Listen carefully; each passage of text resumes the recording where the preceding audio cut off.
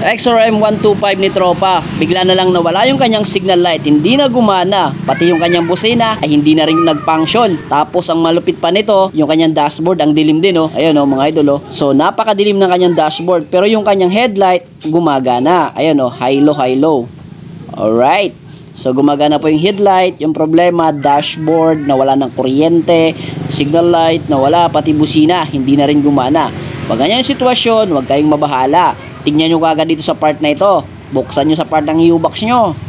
Yan. So, iangat na yan para makita na at magkaalaman. Yun o. So, tanggalin natin yung kanyang mga parapernalya dito. Mukhang marami o. Yung mga ebidensya, ilabas na yan. Ang daming talaga ng laman. Yun, buti na lang wala tayong nakita. Okay, so, titingnan natin dito sa kanyang battery. Kasi, sureball tayo, nandito yung problema niyan. Okay. So, tanggalin natin itong kanyang cover ng kanyang battery at makikita nyo kaagad yung salarin kung nasaan. Nandito nakatago yan. Tingnan nyo, brand out yan. Pero nag-i-start mga idol. Okay? So, itong dalawang fuse na yan, nabaklasin natin. Okay? Yon. So, open natin yan at i-tester natin kung gumagana yung mga yan. Ano? So, gamit ang test light, i-verify natin kung may problema dito sa dalawang fuse na ito. Yon, walang ilaw sa kabila. Yon, wala. Yon, mayroon dito. Okay, yung isa wala. Isa. Yon, otro. Testero do, pakita do. Yung kulay red. Yon, mayroon. Sa kabilang side wala to, oh. Okay. Yung isa mayroon. Balik fuse. May reserve ito dat takop tap. Siya di mo tigas?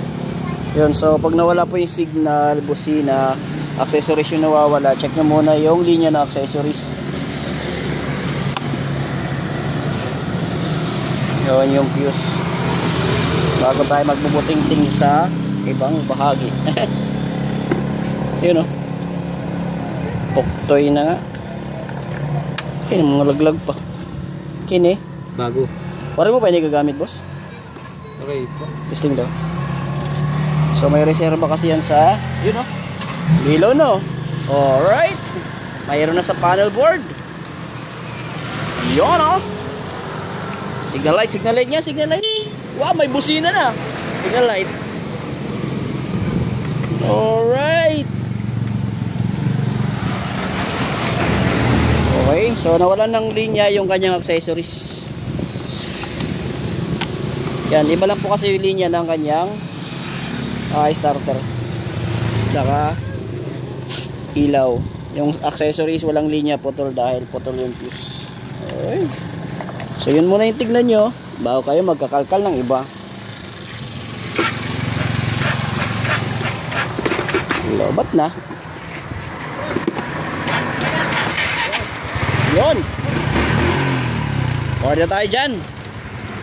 Alright.